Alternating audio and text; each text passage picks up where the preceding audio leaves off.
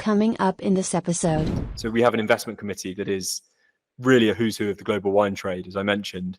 We have 2 professional wine investors and 2 masters of wine, of which there's only 416 in existence. So there's more astronauts than masters of wine, just to give you an idea. They would make a great asset class themselves then. They would, yeah, very exclusive. Yeah, it's really painful to fractionalize them though, I think. But yeah, maybe. Yeah, I mean, their nose is essentially going to be the thing that's worth the most. Right? Yeah. Investors are just the same as everyone else. If they're not going to see that, you know as well as anyone that the number one, the main criteria for an investor is this the person to make this business move forward? Is this the person to go ahead and solve that problem? And so if that is that to me is an incredibly big piece of the puzzle, which is, well, I mean, is this person going to be here in 2 years? Do they care enough about the problem to keep going? Well, obviously, so champagne is a... Oh, excuse me. Bless you. Unfortunately, I didn't have time to mute. Sorry. No problem. We can edit that out after the fact, I'm sure. No, we'll keep it in. It's authentic. What I've seen, people come to wine investing one of 2 ways. They either start with a passion around the asset itself, so they are really into wine. You know, they love the history of it. They love the sort of, you know, getting into the kind of passion of collecting wine, drinking wine, learning about wine. And then there is another demographic of people that first get into it as an investment.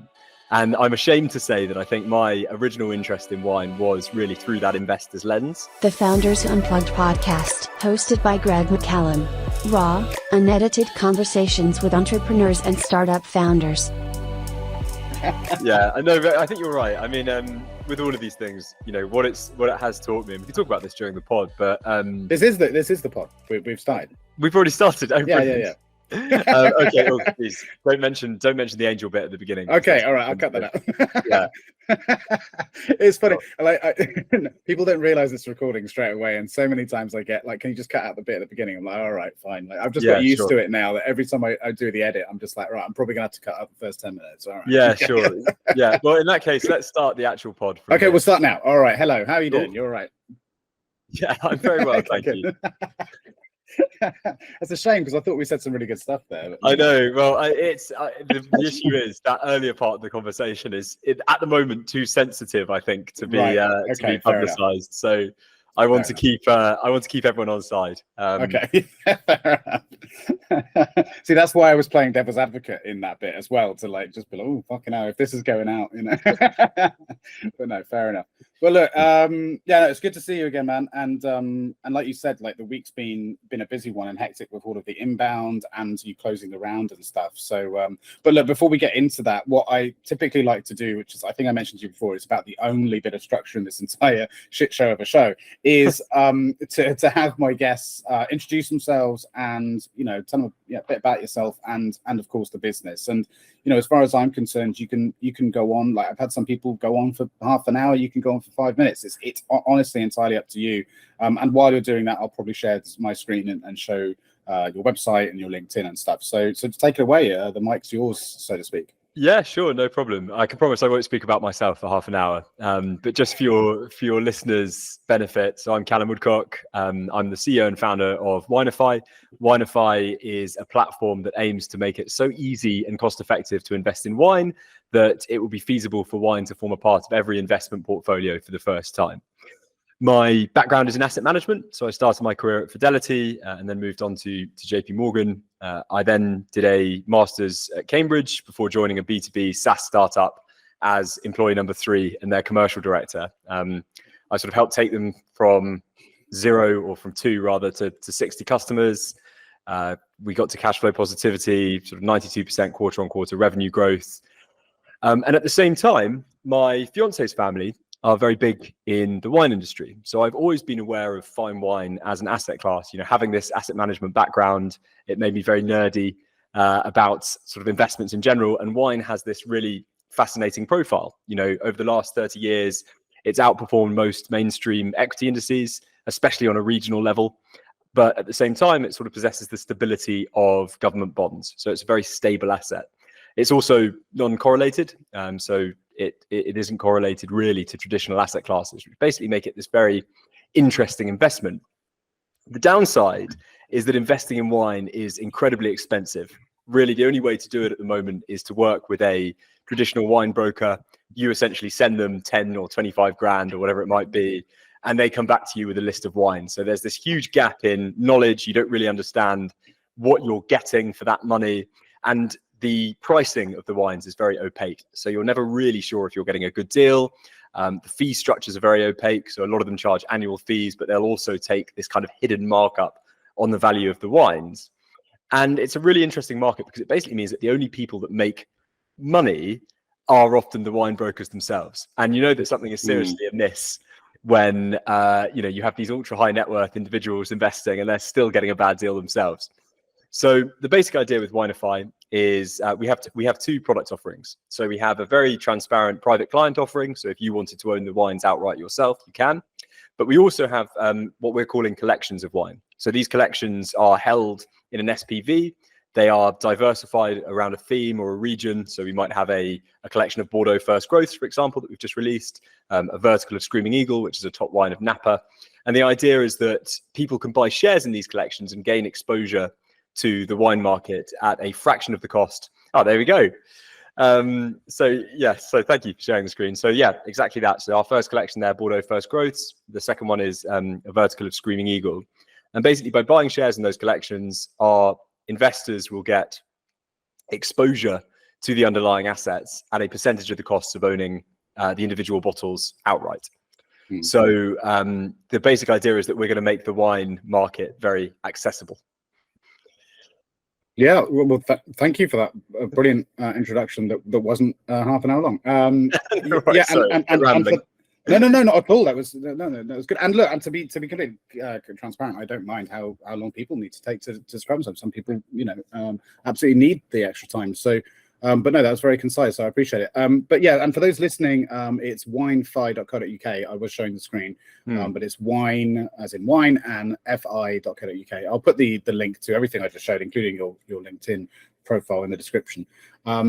So yeah, incredibly interesting area. I mean, and so would it be fair to say you had a burning interest for this before you got into it because of your fiance? Sorry, did you say? Yeah, exactly. So because of your fiance's family and the interest there. So was it always an interest, or is it something that only more recently decided to sort of bubble up to the surface? Yeah, it's really interesting you say this, and I think I'm probably going to offend a lot of wine connoisseurs in the process of answering this question. But from what I've seen, people come to wine investing one of two ways. They either start with a passion around the asset itself, so they are really into wine. They love the history of it. They love the sort of getting into the kind of passion of collecting wine, drinking wine, learning about wine. And then there is another demographic of people that first get into it as an investment. And I'm ashamed to say that I think my original interest in wine was really through that investor's lens. But I think it was the fact that I was around people who were so knowledgeable about wine and were both collectors and just, general kind of connoisseurs. I ended up, falling in love with it almost as a result of investing in it. And I suspect that's also going to be the case with many Winefi users. I have a real sense from both our existing customers and the market research that we've done that people that approach wine as an investment often then want to learn more about the wines that they're investing in, and it becomes a hobby for them through that way. So I think it can work both ways. You can either approach it as a hobby from the get-go and then get into the investment side, or you could do the reverse and come into it as an investment and then it ends up being a passion and a hobby. So I think it's a really interesting asset class in that respect. Yeah, totally. And so that's a pretty normal, I think, nothing to be ashamed about. I think it's pretty normal, especially as an investor. You're looking to diversify your portfolio, as it were, and as a result, you're going to start, researching and learning about new asset classes, and this is just one of them, I think. But it just so happens that I think this one is particularly interesting to a lot of people when you sort of delve into it, because it's so rich, because it's steeped in history and culture and all that sort of thing. The only thing I would say that I think is a little bit disappointing about this particular asset class is that you can learn a lot about a particular wine and you can invest in it, but you can't drink the fucking thing. So isn't that a bit of a kick in the teeth? Like that you can be learning all about this wine and ultimately you can't actually taste it. You're completely right, and that's I think a major downside of our model is that the wines are stored in bond. Right. So they're stored in a third-party bonded warehouse, which means no VAT or duty is payable. But Right. you're right, because they're shared between multiple investors, it means that they can't drink the wines. We are organising a load of community events. So for investors in the existing collections, we'll all get together in a wine bar somewhere and be able to drink high-end wine and learn about it a little bit. We're very keen to keep that element. But you're right, you can't sort of get high on your own supply, so to speak.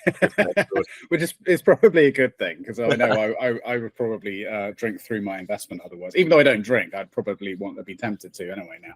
Yeah, well, I think I think it's important as well to have a clear line in the sand between collecting and investing. Right, so right. When you're collecting, you are collecting for pleasure. So you're collecting to drink or to gift it to friends, whatever it might be. But when you're investing, I think it's really important to basically be focused on the financial returns that you are anticipating from buying an asset. And this is something that I think is so broken about the existing wine investment offerings on the market. And one of the incentives for starting Winefi is, I think there's a lot of conflating between investing and collecting. When I was first building my own wine portfolio, a lot of people were like, a lot of the investment companies I spoke to were like, oh, what do you like to drink? It's completely the wrong question.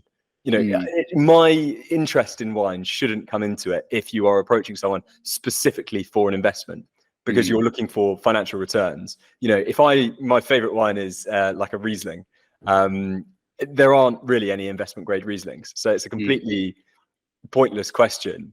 And my advice for anyone that's getting into wine investing and is asked that question, run for the hills, because what they're basically saying is, oh, even if your wines don't appreciate in value, you can always take them out of bond and drink them, take them out of the warehouse and drink them.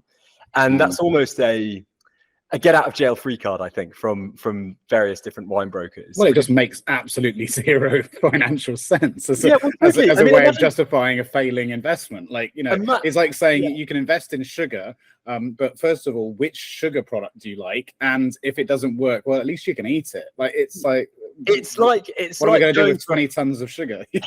Exactly, but it's like going to a financial advisor and saying, oh, I've got 100K to invest or whatever, and them saying, oh yeah, what companies do you like? It's completely the wrong question. You wouldn't want someone to basically base your investment portfolio on, oh well, Wetherspoons is somewhere I spend a lot of time, so I'd love to invest in Wetherspoons. But actually, I think Wetherspoons is probably quite a good investment. But it's that same sort of thing with the wine broker. And I think because wine is a passion asset in the same way that art or classic cars or whiskey is a passion asset, there is the opportunity for sort of, I don't want to say bad actors, because I don't think that is the intention, but I think there's the opportunity for people to kind of blur the line between, okay, you're doing this as a hobby versus you're doing this anticipating an actual financial gain. And there very likely are investors as well that are happy with that line being blurred, because it is a hobby as well as a potential invest. Because I know quite a few people who've invested in wine, but actually now discussing it with you, I think I've realized that they're more collectors of wine, and their justification for having such a large collection is, well, it's an investment. Right, and at the end of the day, it's sitting in their basement, and and it's at risk for being in their house and all this. So it's not really a very secure investment, and they do bit by bit open them on the odd occasion as well. So again, it's a collection really, and I'm sort of realizing that for the first time when you explain that. So I mean, it's interesting because presumably there are similar, not to go off track with what your product is, but I mean, presumably there is very similar adjacent investment classes along asset classes alongside wine. You've got champagne, you've got whiskey, you've got a lot of other very similar things in the sort of the world of alcohol specifically that could run adjacent to this. Is this something that you feel? I know I'm kind of getting a bit ahead of myself, because I want to get a bit further back in a minute as well. But like, do you think that's something that eventually Winefi might sort of branch out to looking into, or are you tied in because you bought the domain that you're kind of a bit screwed? You're gonna have to stick some wine. Well, obviously, so champagne is a. Oh, excuse me. Bless you. Unfortunately, I didn't have time to mute. Sorry. No problem. No problem. We can edit that out after the fact, I'm sure. No, we'll keep it in. It's authentic. Champagne, I think, is particularly interesting because there are so few top champagnes. Now, when you're investing in wine, you always need to think about the resale value. So who's going to buy that wine from you? And when you think about, top investment grade champagne like Krug and Salon or Bollinger, you don't go, if you're a champagne drinker, you don't go from drinking Bollinger to drinking Prosecco or Cava or a lesser champagne. So there's no real substitute, which means that typically they retain their value very well, or the value increases. Now we're seeing people take profit at the moment, so the market is a little bit soft. But the key point still stands that champagne, because there are so few top champagnes, it is typically a very resilient investment.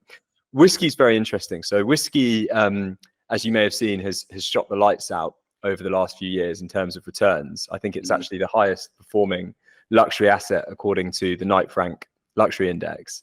It's an interesting one as well because wine, there is daily pricing data because wine is traded all the time, whereas the whiskey market is much smaller. So prices are much more opaque. So they can jump, I think, far more significantly and far quicker than anyone really anticipates. We have seen, just a word of warning to your viewers, a proliferation of cask investment businesses. So these whiskey businesses that are promising enormous returns from buying a share in a cask. I always caution against that, because when you're investing in a single cask of whiskey, it's like investing in the stock market but only buying a fraction of a single stock. You get no diversification at all, and as a result, you're putting yourself at risk. It's also, wine isn't regulated either, but whiskey isn't regulated, so it does attract people looking to make a quick buck by jumping on the latest trend. And part of the reason why our collections are diversified, even if you're investing a couple of £1,000s in a collection of our wine, you will get some diversity built in because it's comprised of multiple different wines within this collection. So I think that's a key point to say.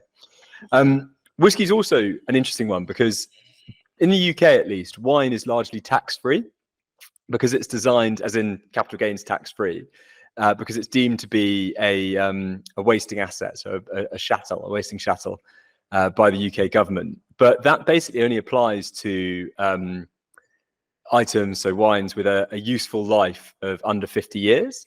And fortified wine like port and then spirits like whiskey can obviously last a lot longer than that. So a lot of investors invest in whiskey or in fortified wines or other spirits thinking that they're also going to be tax-free. And actually, I don't know to what extent HMRC would come after someone who hadn't declared their whiskey gains. But whiskey can obviously have a useful life much longer than 50 years.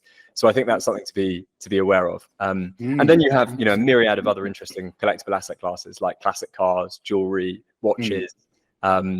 So potentially all in scope for a future expansion. Maybe we'll see like a Watchify, but at the moment very focused on wine. Just because I think of all of them, it has the most interesting characteristics, and it also has the readiest supply of data relating to it. So it allows us and our investors to make informed decisions based on up-to-date price data. Right. It's the most already established sort of asset class within this group of asset classes, by the sounds of it, right? I think so, and it's also because when wines are bottled, there's a finite number of wines per vintage per producer. So let's take Salon in Champagne as an example. So they only produce 1,000 cases a year. That's still a lot more than an Andy Warhol painting, which will be a one of one. So as a result, because these wines are being traded, these wines, you have a kind of aggregated price data across all of the wines in the vintage. So it's easier to get a handle on what something is actually worth. And us as an investment organization, ultimately, that gives us a lot of comfort that we can then pass on to our users, because we can say, look, this is what the trade bids price is for this particular wine at any one time. So you've got a pretty good handle on what your collection is worth, or what an individual wine within that collection is worth, which I think is really important.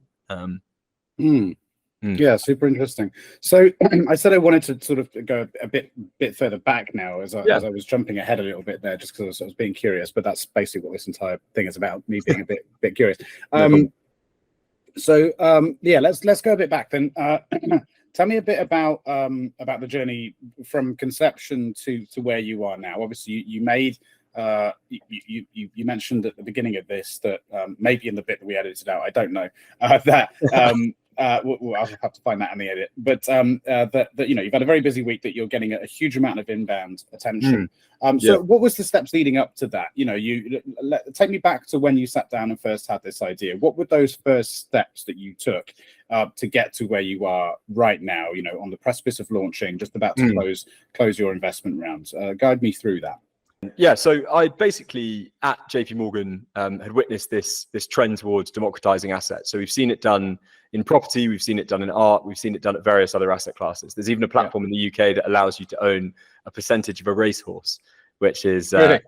quite an interesting concept, I think. But we hadn't really seen it done effectively in wine, and I think the reason being is, one, it's very complex from a regulatory point of view. So you do have to work with lawyers. We spend a lot of time and money with lawyers to come up with a regulatory structure that allows people to invest in wine collectively.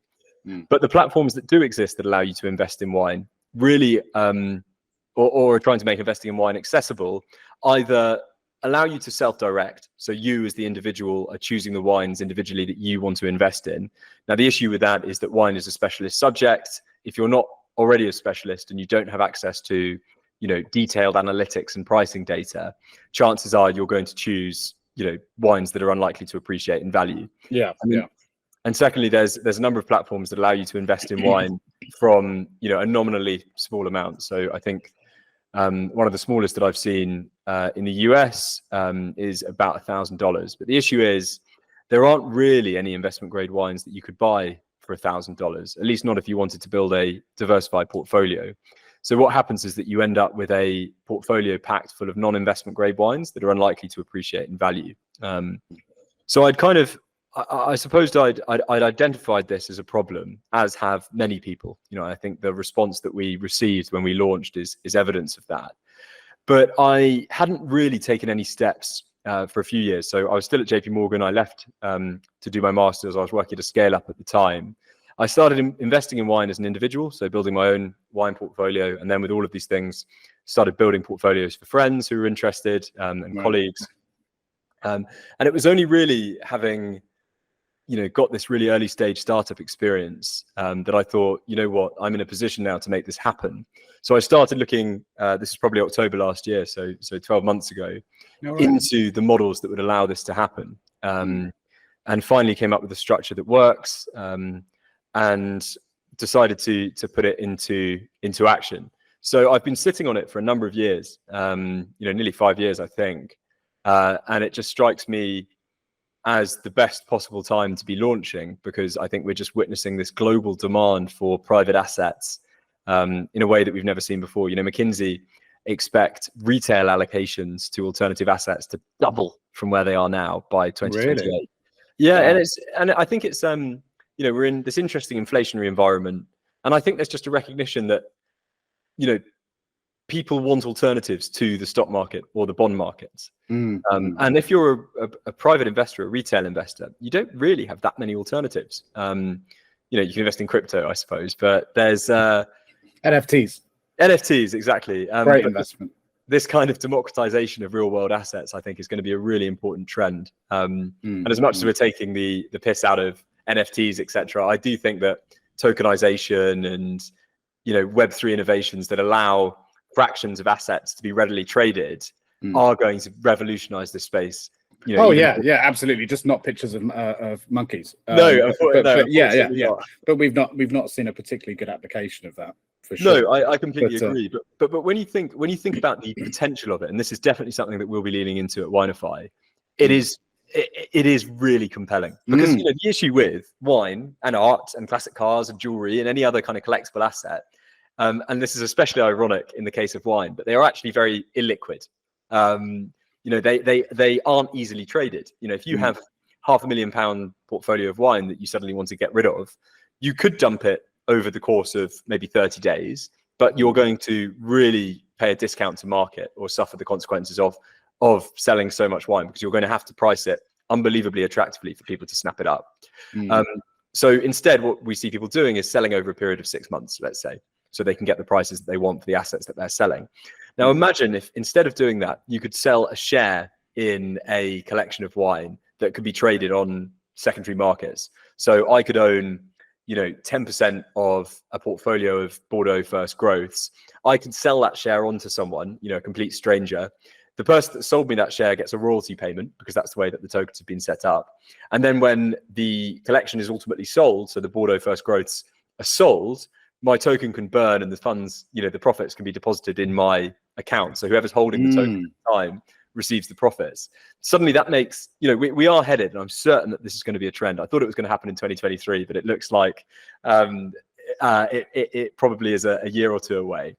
We're heading towards the stock market of everything, where anything that can be divided up into fractions and traded will be divided up in fractions. Traded. And I think that's a really interesting trend, and we're going to be in a perfect position to take advantage of that. It sounds like you've given that a considerable amount of thought. So I'm assuming that this is something that you have potentially on the theoretical roadmap, or maybe even the very literal roadmap for the business. Yeah, I mean, it was actually sort of version 1 of this idea when I was looking at how we could make wine more attractive, was around tokenization. I think there is an issue with user familiarity with Web3. The idea that you have to create a wallet and this stuff is traded on a blockchain. I think would put a lot of people off. And I also think that I don't know if you're into Web3 at all, but I also think that where we are in the investment cycle, so we're in a Web3 bull market at the moment. The news is very negative. We had the collapse of FTX at the end of last year. I think an association of a business with Web3 would probably be quite damaging. So what we want to do is prove the model by setting it up in a traditional familiar structure. So shares and SPVs, and allowing users to engage that way before we got into anything more fruity, I suppose. And not to mention that just the infrastructure of building something like that would take considerably more capital and time than what you're doing, right? And so your launch would be, maybe in a whole other year or two away compared to right now. So just practically speaking, in terms of being able to launch, I suppose it's making things a lot more straightforward for you, right? Yeah, totally. And I also think there's, an adage that's bounded around a lot in the Web3 space, which is the only way that we'll know that Web3 has truly arrived is when we're using a, quote unquote Web3 technology without knowing that we are. So something is powered by a blockchain under the surface, or we're trading a token without overtly going, oh yeah, this is a Web3 technology. I think there's a lot to do in terms of user onboarding and user interfaces and adoption and simplicity critically before we reach that point. And regulation.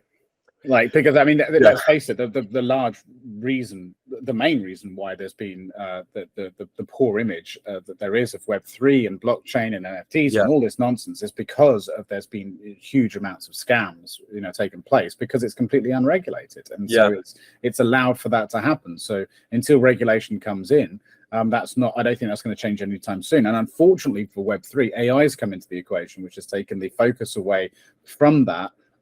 Which is fortunate or unfortunate for that industry, depending on how you look at it. But from my perspective, unfortunate, because it now means governments around the world and financial institutions around the world are far more focused on the issues at hand with AI and not so much with that. So it's going to be a couple more years, unfortunately, I think, of unregulated mess before the focus then comes back to that. And it's probably going to take another FTX for that to happen, unfortunately, and so a lot of other people getting screwed out of their money for until something happens, and it's probably going to be just the wrong person gets screwed. Do you know what I mean? Like someone in power, someone with sway is going to be the one that gets screwed of a couple of million, and that's when we'll see something happen, probably. But look, I got a question for you, which might seem like a bit of a simple one, maybe to you, but I think for me and a lot of other people listening or watching, it's probably quite an important one. What makes an investment grade wine?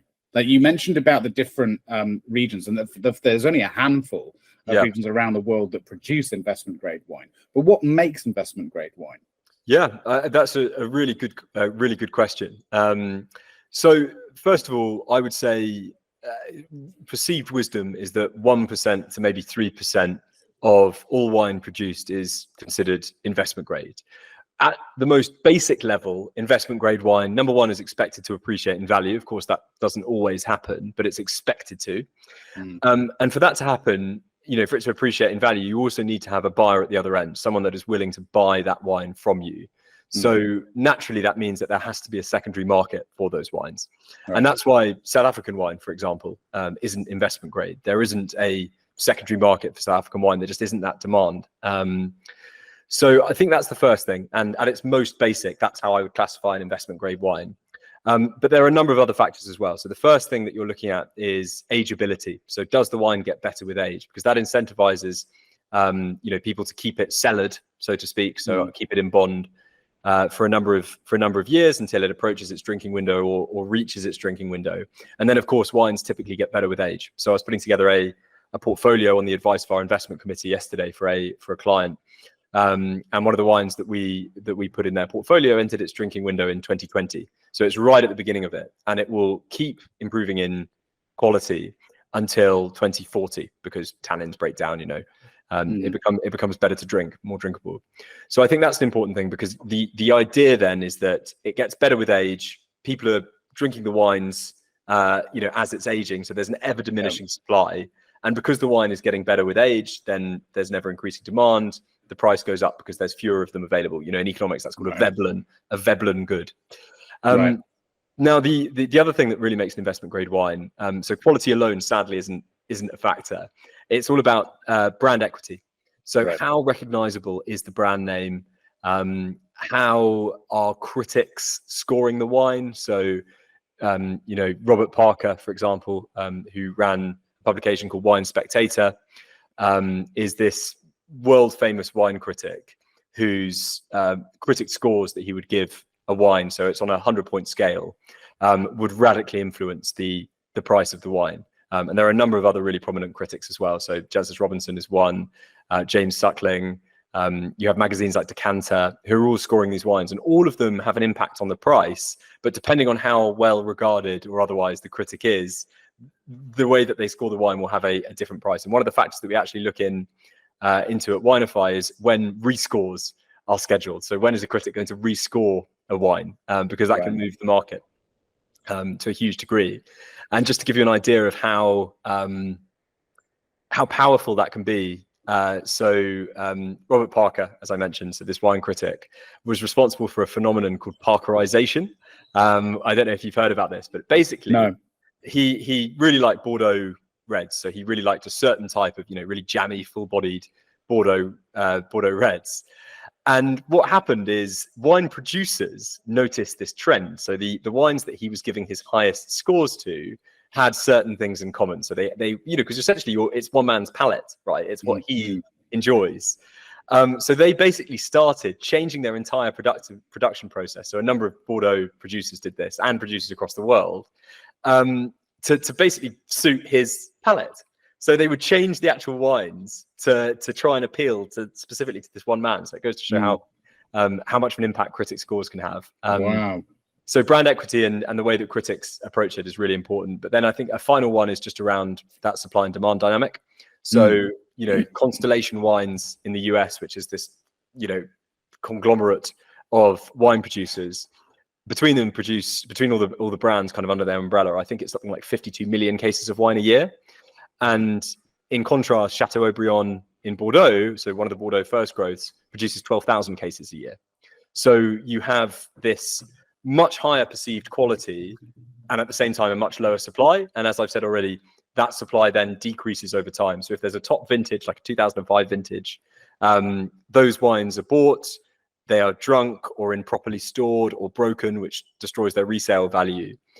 So you have an ever-growing demand as global wealth increases, competing for an ever smaller supply of wines of these assets. So I think all of those things come together to produce true investment grade wines.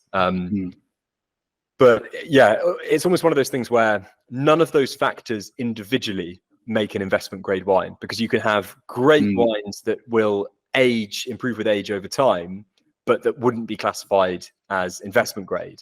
And at the same time, you could have wines that get phenomenal critic scores, but are unlikely to be classified as investment grade because they haven't got that secondary market resale value. So right, it's quite a nuanced. there's quite a few boxes that need to be ticked then in order for it to fit. So do you because of those requirements, I guess, then does that mean it's almost impossible for another vineyard, for another region to be able to get themselves into that area? Because I mean, I'm assuming that this landscape hasn't changed much over the last, couple of hundred years, that we're talking about, some of the areas you listed off earlier are, have been around for a very significant amount of time. And you've got the Australian market, like you said, who like to believe that they're creating investment grade wine, but not quite there. I mean, they've been at it for a while now. Is someone going to give them a break? Is there really any opportunity for this to grow? Or is this always going to be very much tied and steeped in tradition and heritage? Because is that not going to potentially create a pretty stagnant market in years to come? Well, I mean, I think, you've hit the nail on the head there to some degree. It is really difficult to break into this sort of lucrative world of being regarded as investment grade. And when you look at investment grade regions, the majority of them are old world, with one exception, which is Napa Valley in the US. Right. I think they are probably the best examples in the Napa wines of a region, if you like, that has broken into the investment grade wine world. But interestingly, the reason that came about, so they're producing phenomenal wines, and this is the story across the world. You can get some incredible Chilean wines, incredible South African wines, incredible Australian wines, but they're not considered investment grade. And it was the same in Napa in the US until the 1970s, where a very prominent wine merchant organized something called the Judgment of Paris, which basically pitted French Cabernet Sauvignons against American Cabernet Sauvignons in blind tastings. Right. And something really interesting happened, and you could probably guess where I'm going with this. A lot of French people were crying, I imagine. Yeah, well, completely. I mean, there was when labels were left on the bottles, the French wines overwhelmingly beat the American ones. But in blind tastings, which are obviously what matter, American ones wiped the floor with these French wines. So they almost by default became these very popular investment grade wines. And of course, the American wine market is the largest in the world. And the fact that they appeal to kind of American wine investors, I think has been a major reason why they've broken in. But you're completely right. So one really interesting example on the extreme end is Chilean wine. So Chilean wine is phenomenal. There are some incredible wine producers. The one that you always see in supermarkets is Casillero del Diablo. But there are, a legion of other excellent wines. But they really struggle to be priced above £10 a bottle. And it's nothing to do with the quality. It's all to do with the brand perception. And, if you're a wine consumer, your perception around Chilean wine is that it's less than French wine or it's less than Italian wine. You don't regard it as being the same, quality. So if you're going to spend £15 to £30 a bottle, let's say if you're buying to drink, so you're buying table wine, you wouldn't be spending £30 a bottle on Chilean wine. You just wouldn't do it. You probably wouldn't even spend £12. So it's really difficult. And this is something that the Chilean wine industry has been fighting for a really long time. But it's about changing this almost like cultural perception around how wines, the quality of wine. And so much of it is about branding. And one of the so Bordeaux First Growths, which are I've mentioned a couple of times, but just for the record, top 5 wine producers from Bordeaux. So Chateau Lafite, Chateau Haut-Brion, Chateau Margaux, Chateau Mouton, and Chateau Latour in Bordeaux. 4 of those 5 were classified in 1855 as Premier Cru, so First Growths. But Mouton, which was a second growth, so still a really good distinction, but not quite regarded as the top wine, had to lobby for decades. And this is the Rothschild family lobbying. So, they've got some serious capital behind them in order to move from being a second growth to a first growth. So it can take a very, very long time. I would be excited to see more Australian, South African, Chilean wines regarded as investment grade. But I think we're still quite a while off that. And I suppose it goes back to what you're saying about there's so many factors here. You mentioned it's predominantly about branding, but what creates a brand are all these other factors. So not just the demand, but in order to get that demand, I assume that reviewers need to, like you said, these prestigious reviewers need to make some pretty bold reviews around these sort of wines, and as well as all of the other moving parts kind of aligning.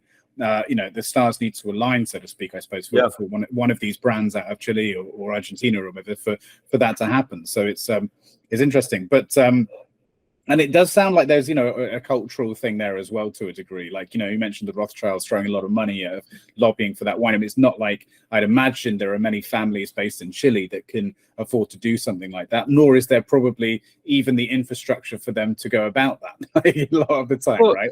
Exactly, and it's one of those, I don't know if chicken and egg situations is the right phrase, but so I mentioned already, when it comes to investment grade wine, a limited supply clearly is a factor that's going to influence price. But if you're producing a limited supply of wine because your acreage, etc., is small, let's use Salon Champagne as an example, because I've spoken about them already. So 1,000 cases a year, because that's all they can produce. If you're producing those kind of volumes and you're not an established name already, how do you get the capital behind you needed to create these really prestigious wines? How do you get the capital behind you to market these wines in a way that's going to make you investment grade? In contrast, Chateau Lafite, which again produces a relatively small number of wines, but is the top Bordeaux first growth.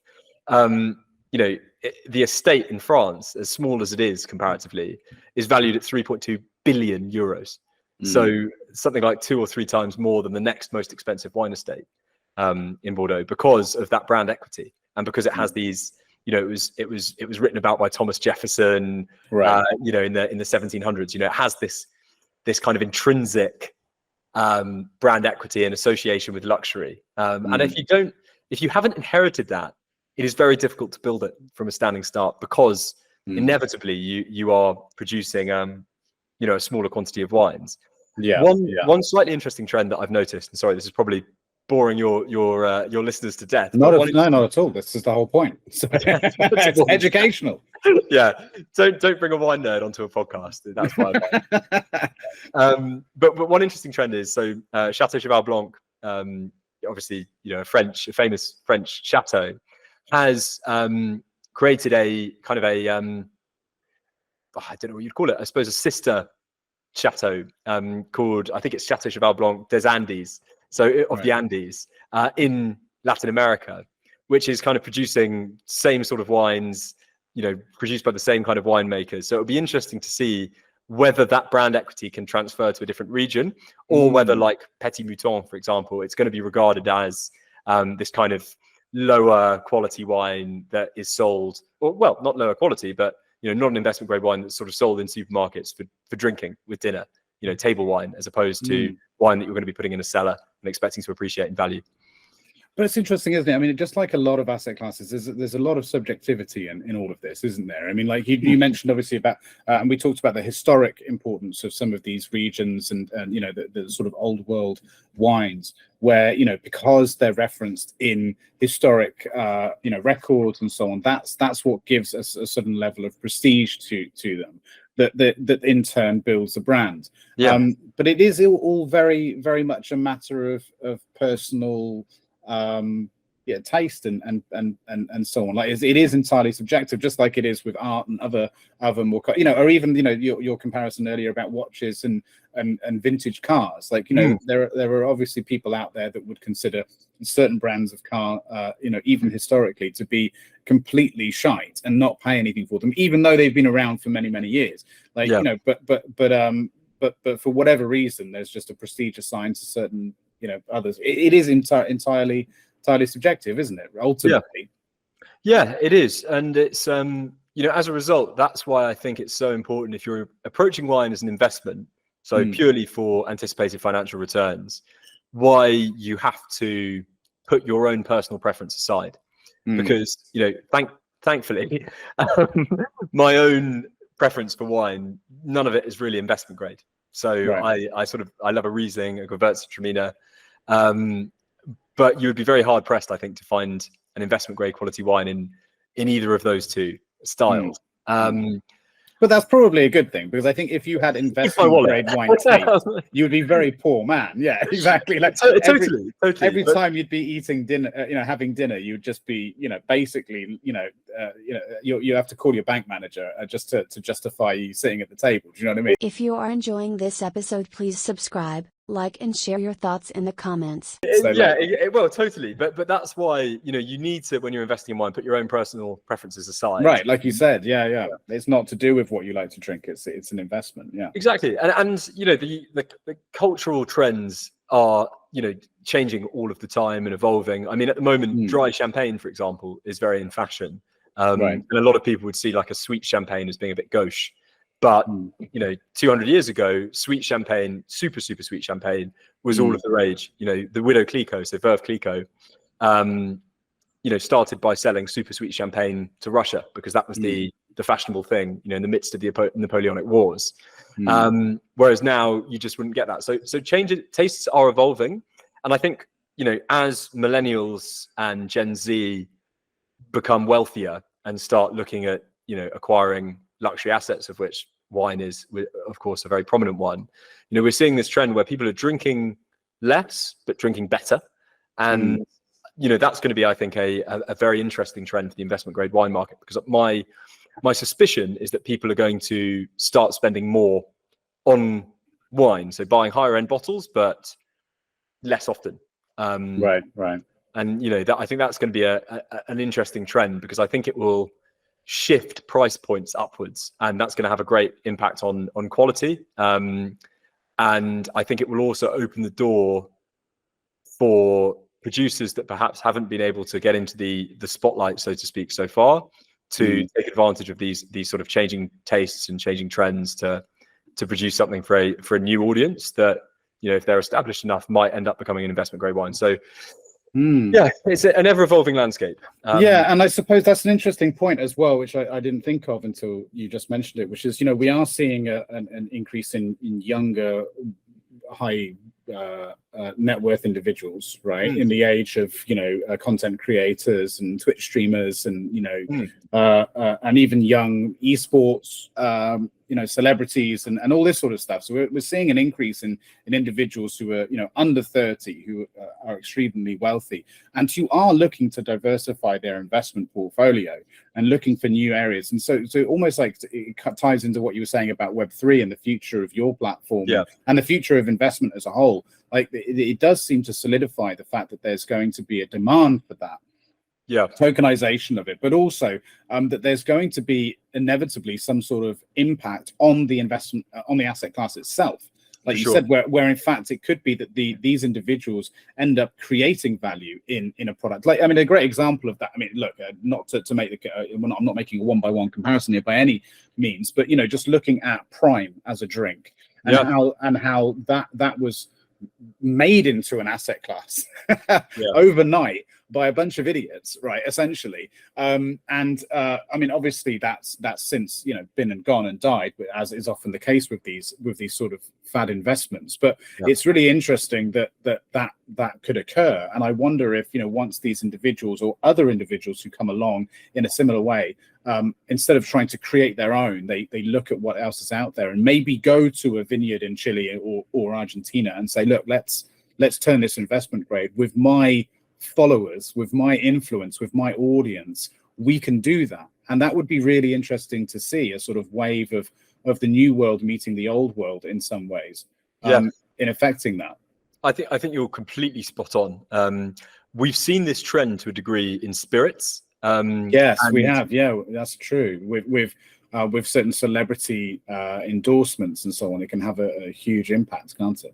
Yeah, and we've also seen it which makes sense. So from a mass market perspective, so I am slightly ashamed to say, well, I'm not slightly ashamed, to be honest. I'll wear my heart on my sleeve, but one of the best supermarket rosés that you can buy, in my opinion, is Kylie Minogue rosé.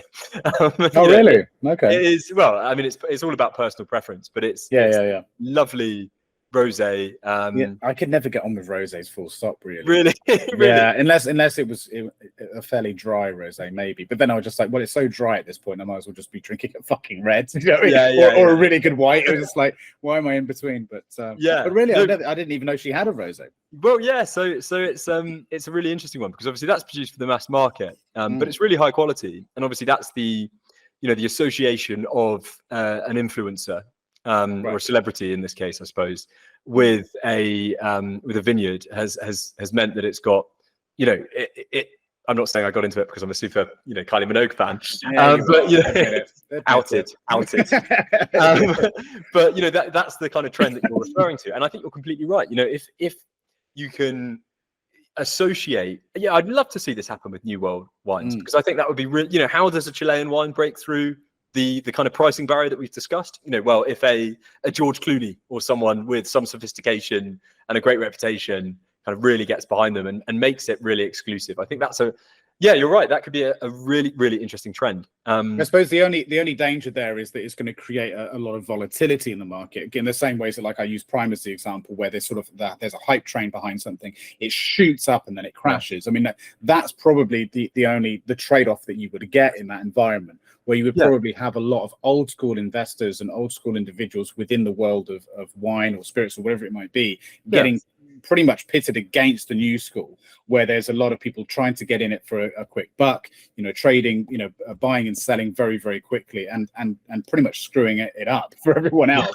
I mean, there would probably have to be some sort of division, I imagine, between these sort of these old world investable grade wines and maybe the new school. But it would be interesting to see. And like you said, I mean, everything's probably going to be investable at some point, so it's just going to be a sort of following along that trend. I am a bigger trend no, I think that's a really interesting point. I mean, the other thing that's an interesting development, I think, in the wine world is in Bordeaux. You have this concept of entrepreneurial, which is essentially almost like wine futures. So the kind of the great producers of Bordeaux have these people who are contracted to buy their wines before they're produced. So they're hoping, or they're anticipating, that the vintage is going to be, a good one, so they can make some money on it. And at the moment, that is really just limited to France, and it would be really interesting to see that trend become global in many ways, because wine production is very capital intensive, and the release of capital for wine producers, I think, will lead inevitably to better quality wines being produced, producers willing to take more of a risk, perhaps get away from just the need for commercial mass market sales. I don't know. I'm kind of speculating here, but that could be an interesting trend. Definitely. Yeah.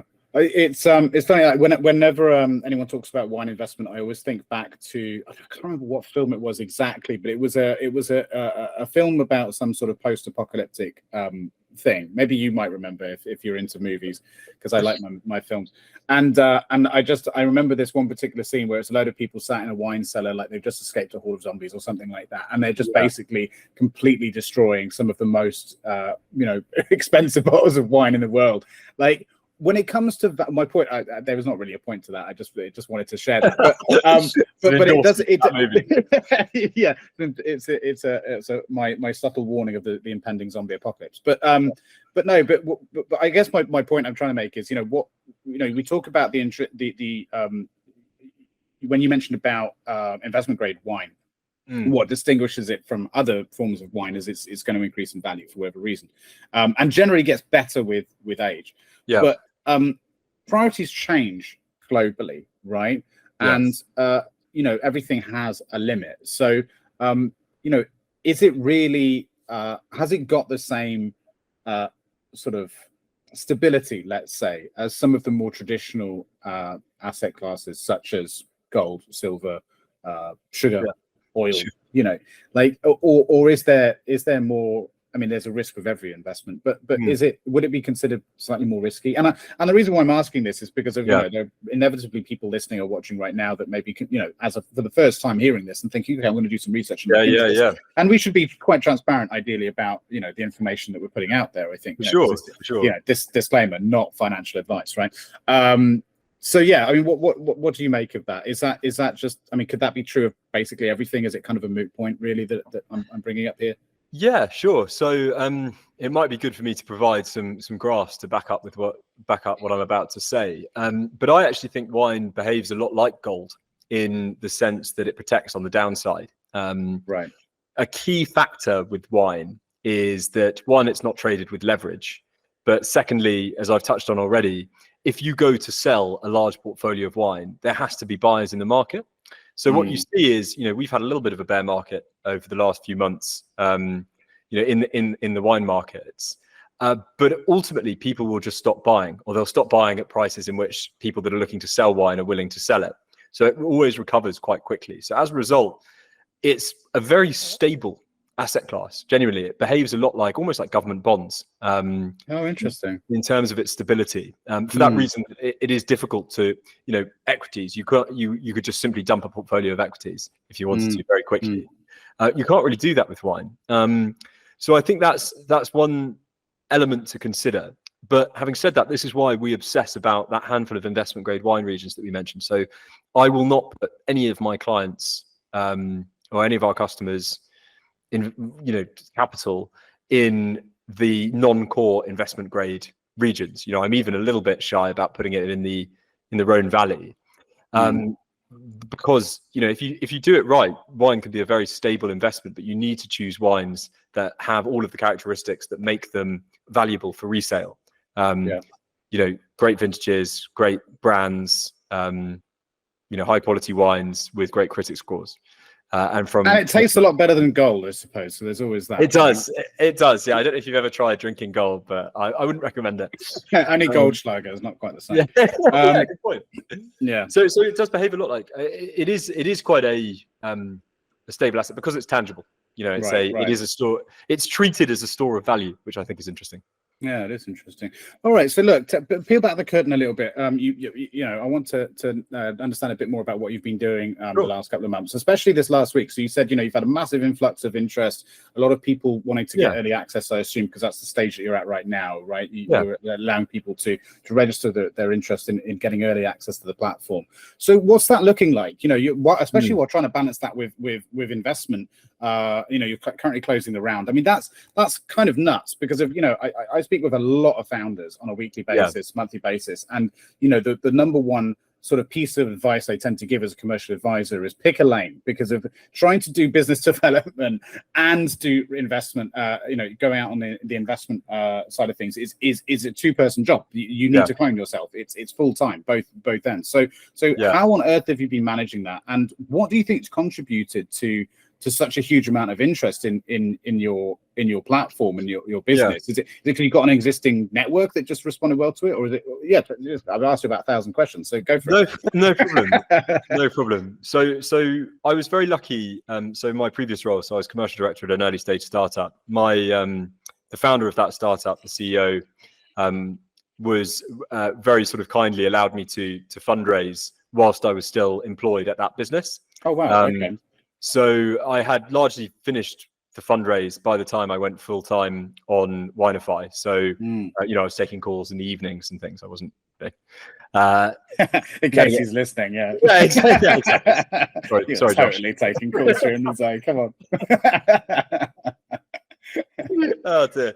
You don't work for him anymore. Don't be afraid. It's fine. You're free. Yeah, but so by the time I launched, the fundraise was largely complete. I mentioned already that we'd got the regulatory structure underway, the platform's under development. But we're at the stage now where we're closing the round, so there's a lot of sort of rounding up investors.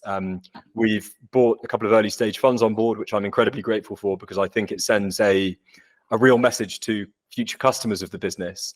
Number one, that a reputable fund has done due diligence on us, and I think that's trust is a major issue in the alternative asset space, because so much of it is unregulated. And I think having an association with a fund, until we've closed with them, I don't want to announce them on this podcast, but by the time it's released, I'm sure I will have announced already. I think that's really critical. So that's been good, and we are raising a little bit more, so it looks like we'll over raise for our pre-seed. So But yeah, let's talk about the launch. So I soft launched really just with an announcement on LinkedIn. So I'd been building a mailing list for a few months. We'd had about 1,200 people signed up. So I knew that it was of interest because I just How were you going about doing that? Because I think that's really interesting for people to understand, because I think we quite often hear, I managed to do this, but how did you practically manage to build up a mailing list like that?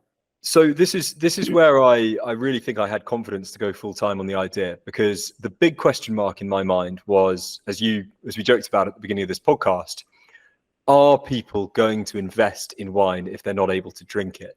And when you're talking to angel investors, often, they're wealthy individuals, they're into wine themselves. One of the pushbacks that I received quite a lot was around that point.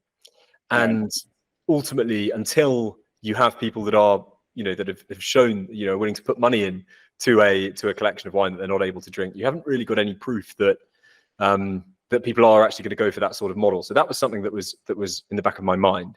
So I did quite an extensive market research exercise where I basically sent out a type form survey to a bunch of strangers on LinkedIn, and I was amazed at the sort of response I got. And I had chosen these individuals because they were members of either groups relating to wine, groups related to alternative assets, or groups relating to investing. And the response I received was really positive. So had several hundred people get back to me. But I'd already built the landing page at this point, so a really basic one with just a subscribe here link. And many of them went onto that landing page and entered their own details. But presumably, many of them also told friends and colleagues and things, because I saw this spike of activity really just from doing some market research. So I saw that as a really compelling sign. And then other than that, I spun up a Twitter account. So I had a little Twitter following already, but I spun up a separate Twitter account for Winefi, and saw some quite good traction quite early on from that. And then I literally published a few Reddit posts and Indie Hackers articles, really saying, this is what we're planning, just to see the kind of response we got. And I think people really embraced it. I remember, really the decision or the sort of level of traction that I saw that really convinced me to have a conversation with my former boss and say, look, I want to leave to pursue this full time. And this was a job I loved, by the way, my previous one. So it's not an easy decision. Wine investing had been a hobby and a passion and something that I had done for other people, but it hadn't been something that I had yet taken into a real business.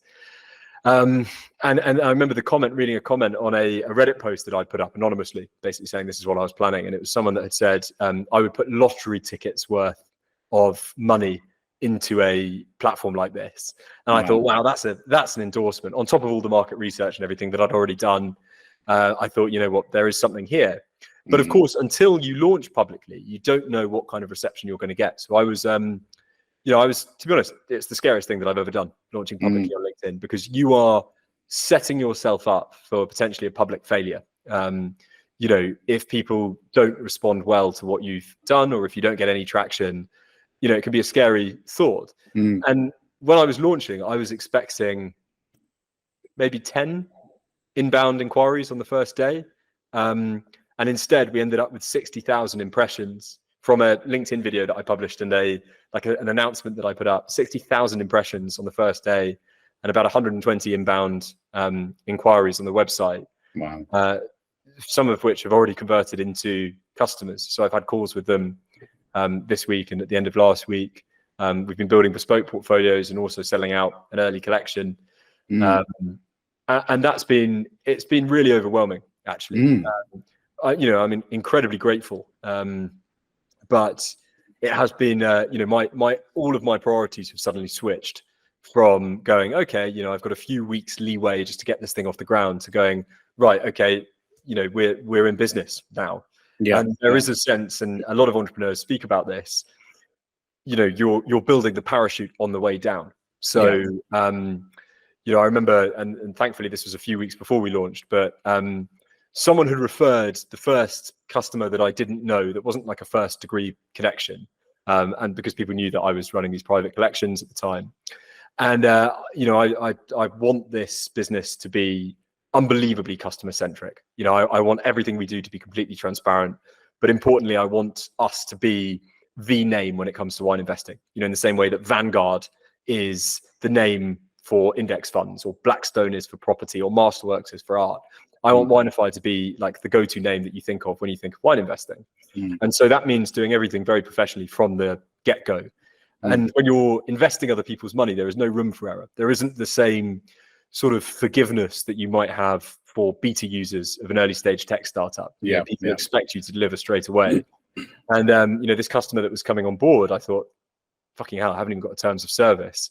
So I had to speak to a law firm, get a terms of service drafted, you know, get an order form in place with them. And, you know, all of this is being done. You know, it's like you know, we knew we had the supply side locked down, and we have this fantastic investment committee, which is really comprised of a who's who of the global wine trade. So this real kind of expert knowledge. But it's almost like, you know, in terms of actually building the business and the infrastructure needed to engage with customers, it almost felt like playing the piano, but staying one piano lesson ahead of the person that you're teaching, which has been an interesting experience. But, you know, it seems that we've got the fundamentals in place. The response has been excellent. And what has surprised me is, you know, I think I can be very self-critical. And I think what surprised me is because of the way that we've launched. So I launched from my personal LinkedIn profile. People are engaging with me personally, and the, you know, client calls that I've had over the last few weeks, you know, it's almost people are so interested in the idea that wine investing is being made accessible that people are volunteering feedback and volunteering what they would like to see.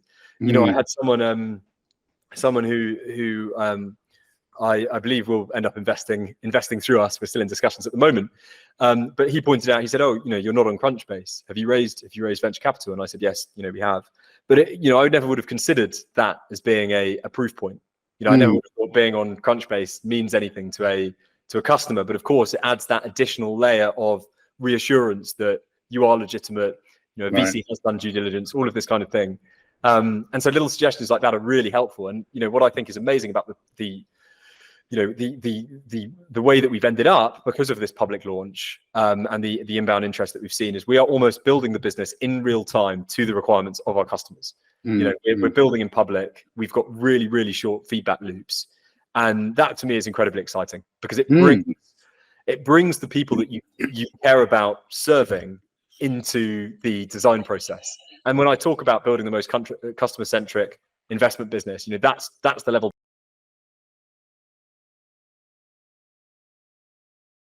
formed by, you know, real customer conversations or real prospect conversations.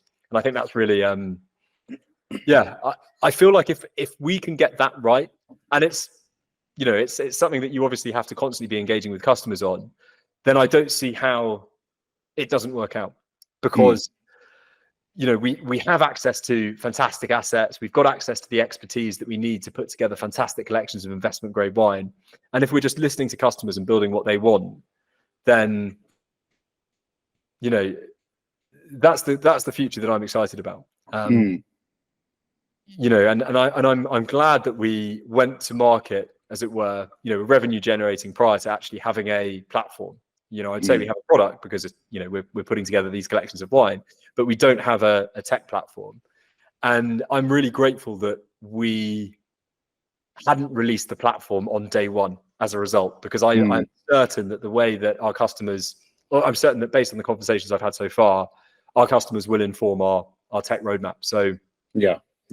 Apologies for that slightly rambling response. No, that's a great response, and it's one that I've been beating a drum on for a while now, which is essentially, you know, what you're describing essentially is a community-led commercial strategy, which you know is something I'm well known for beating the drum on, and you know what's interesting about what you said there is the way you went about it, you know, which is to go and find the communities of people in your early market research, you know, find these individuals who you believe fit your thesis of your ideal customer profile, and just ask them what they want, and ask them if this is, you know, I'm thinking of doing this thing, what do you think? And it's something that I bang that drum again and again and again, you know, before moving forward with anything. That's what everyone should be doing, and there is a group for everything online, whether it's on Reddit, on Facebook, on Twitter, on LinkedIn, on Instagram, you know, whatever, that they exist. So go and find them and ask them, and ideally bring them in to the process building the company. And I think the only risk that a lot of organizations have at your sort of stage is to scale the organization too quickly. I mean, that's really all there is. You've got, everything is there in front of you. It's just, I think the temptation is, especially when funding lands, and there's a sort of significant amount in the bank, to go, okay, well, let's hire 50 people. And that's where the problems start, right? Because, that's where inevitably a lot of that, the vision that you have becomes diluted, and that customer-centric approach goes by the wayside in favor of fast progress. And that's something of a contradiction, I think, in the world of startups, where we talk about, move fast and break things. It's like, well, inevitably you're also going to break the trust of your and the relationships with your customers. So, there are certain things to move fast on, but others to take your time on. And I think that's very much one of them, especially if you've been fortunate enough to build that relationship. So, I think what's bowled me away is the engagement from strangers. So from the beginning, I didn't, obviously you speak to your friend. Like me, I reached out to you, having seen what's happened, and I was like, this is interesting. Tell me about it, because exactly. But you were also making a good amount of noise. So that's good too, Yeah. Well, it's those little wine investment videos. It's very funny. Right. So I produced, obviously, as you will have seen, I've made a few wine, and this is another thing, I'll get onto this topic in a minute. There are no resources if you want to learn about wine investing. You can go online, go on Amazon, type in wine investing. There are 3 books, and the main thrust of all 3 of them is get a broker to do it for you. There are so few resources. Are they written by brokers? Yeah, brokers by any chance. Yeah. Lead gen tool. But exactly. What I wanted to do was really give investors all of the facts. So if they wanted to go away and build their own portfolios without ever speaking to a wine investment company, then they have the ability to go and do it. In the same way that, if you wanted to self-direct on your stock investments or crypto investments, you're free to do so. So I started producing these kind of LinkedIn videos, these like 1 or 2 minute videos, talking about various facets of wine investing. So the difference between wine investing and wine collecting, why you have to store wine in a bonded warehouse versus in your cellar at home if you want to retain its value. All of these different things. I had someone reach out after about video 6 and say, look, this is all very interesting, but are you actually going to talk about any actual investment grade wines at any point? Which I just thought was like the best candid feedback going. So I released one earlier this week on Bordeaux First Growth. But that's the kind of thing that you would have from a stranger, because they just, they don't care. They don't know you. They want, they're interested in what you're doing, but unless they have a relationship with you, or they end up developing a relationship with you, they don't really care about you. Which makes complete sense. They care about the output. But as a result, that kind of thing produces that level of candor. And that level of candor for me is fantastic, because it's like, great, okay, well, that's a steer that I need to stop talking about bloody warehousing and start talking about the actual wines that people want to invest in. So, and it's the only useful kind of feedback that you can get in business and in life, to be completely frank. I mean, I've talked about this on numerous occasions, but friends and family are the worst people to give you advice on anything, right? Because, let alone business, because, if you go to them, at the end of the day, they want what's best for you, right? In inverted commas. But, and I spoke with a psychologist about this recently, believe it or not, and she verified my thesis on this, which is very much embedded in the data that's found among psychologists, which is that people caring about your well-being is actually caring about their well-being, because what it is like, let's say I went to my mother and I said, look, Mum, I've got this idea for a business. It's going to cost this much money. It's going to be hard work. The reason why she's going to go, oh, are you sure that's a good idea, is because she's going to be the first person that has to pick up the pieces if it all goes wrong, right? And same as my wife and so on. So actually there's a certain amount of inbuilt, completely sort of unintentional selfishness to the advice you get from friends and families. How much grief is this going to fucking cause me, basically, if it all goes wrong? And also, how much grief am I going to get if I criticize too heavily and say what I really think? So it's always going to be tempered with that personal relationship. But you're right, rip the band-aid off, tell people how it is. I mean, you don't have to be mean about it. Absolutely. There's, I think there's a difference between people who are just outright insulting versus, actual constructive criticism. But it's incredibly useful, and everyone should be seeking it out. And that's a problem. I don't think I don't think a lot of people are thick-skinned enough to do that. But given your background and what you've done for a living, I think that's probably given you a certain amount of thick skin to be able to take it as well. Right? Working in sales, I think, is a 100%. You get told this off 100 times a day. Yeah, it's good for you. I think everyone should work in hospitality and in sales. Like everyone. Like I would even say at this point, considering the state of our schools, that it'd probably be better for our kids to be just going straight into working in a restaurant, in a food service industry, for example, and then maybe doing a year or two in sales, and then that way they're probably more prepared for the world than our primary schools are making. Yeah, you're probably not wrong. But just to to use a horrible phrase, double click on that point you've made. So I watched one of your other podcast guests recently. Oh, good. I've got a viewer. That's fantastic. And she said, you promised me viral reach with this podcast, Greg. Right? Read the fine print. No, but she was she said something really interesting, I thought, which was in the early days you take everything personally. And when I was going into fundraising, so I'd obviously spoken to some far more successful people than myself, and even peers of the same age who have run some incredible companies. I'm very lucky to have people in my network who run companies like Charged Up and Lottie, some really, really impressive entrepreneurs. And a lot of them compared the fundraising process to selling. So you have build a pipeline, and it is it's sales, 100%. It is, but so I'd slightly naively thought, okay, this is I'm familiar with that. This isn't, I never thought it was going to be a walk in the park, but I thought, okay, this is within my area of core competence, or it's within my comfort zone to a degree. But what I wasn't prepared for was when it is your baby, when it's an idea that you've become really, really passionate about as a founder. For me, it's become a need to make this a real asset class, and to make gaining exposure to the wine market as easy as placing a trade on Robinhood or eToro or Free Trade. It's absolutely something that the world needs, in my opinion, at least the financial world. It's not going to solve the climate crisis or anything like that, but it's something that I've become obsessed with. There's no other way of saying it. That is my obsession. And when you have people, I don't think anyone overtly was like, this is a shit idea, but when you have people go, I'm not going to invest for these reasons, you do take it personally. And that was something that I hadn't been prepared for. Just getting to the point where we're closing this funding round, and I've gone live on LinkedIn, so to speak, and I'm looking to build this business. I'm really having to learn resilience in a way that I haven't had to before.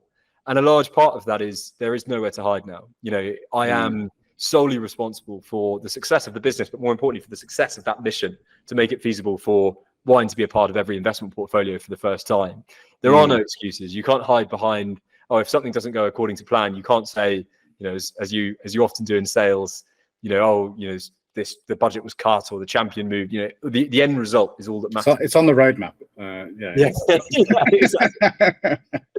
Exactly. And I the think servers went down. Sorry about that. Yeah, exactly.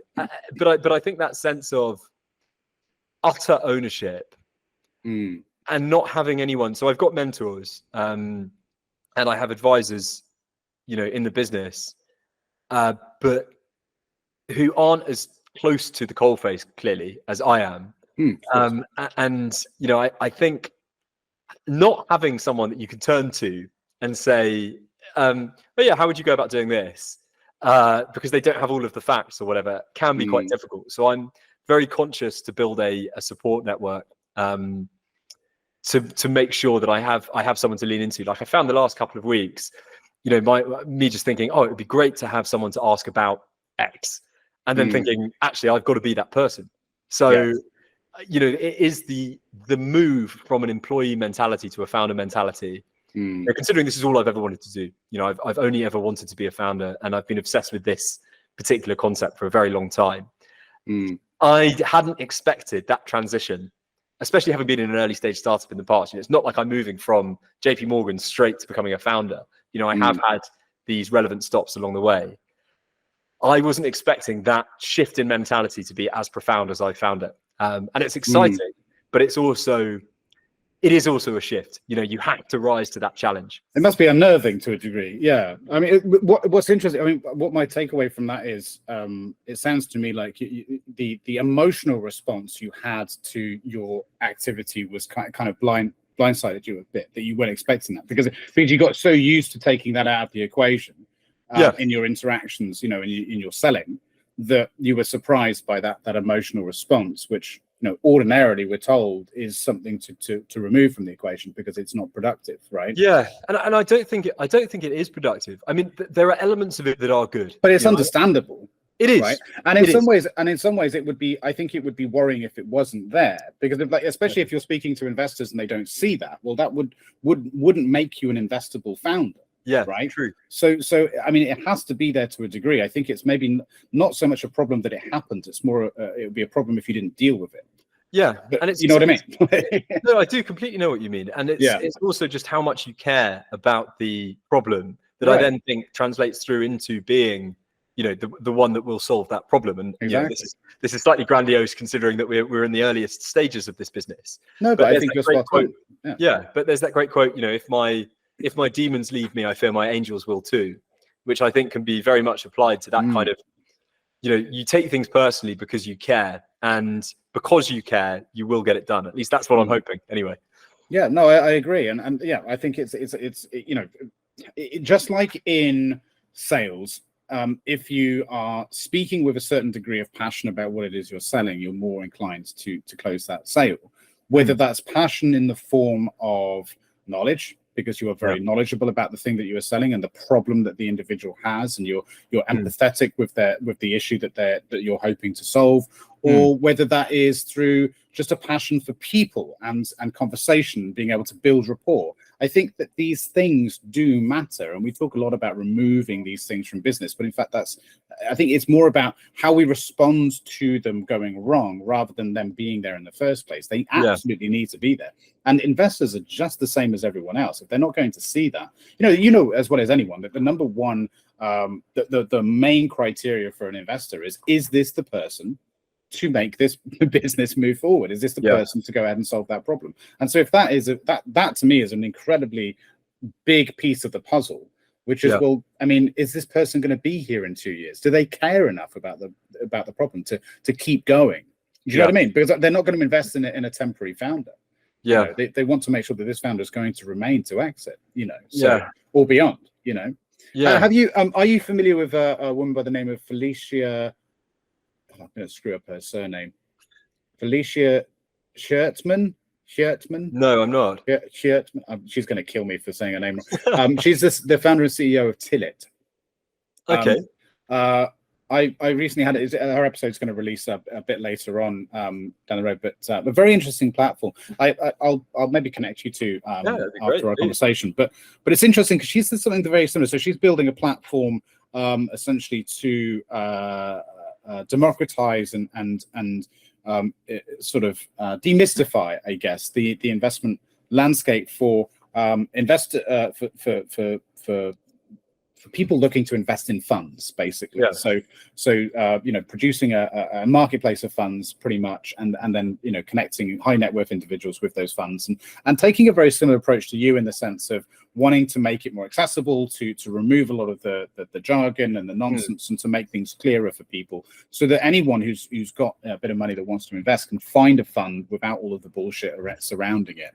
And she went through a very similar process to you, and you said almost word for word the same sort of thing about the fact that the expectations on launch are very different in the world of investment when you're dealing with people's money than it would be, say, for example, if you were building a B2B SaaS platform, right, where you haven't got the flexibility to have a shoddy MVP.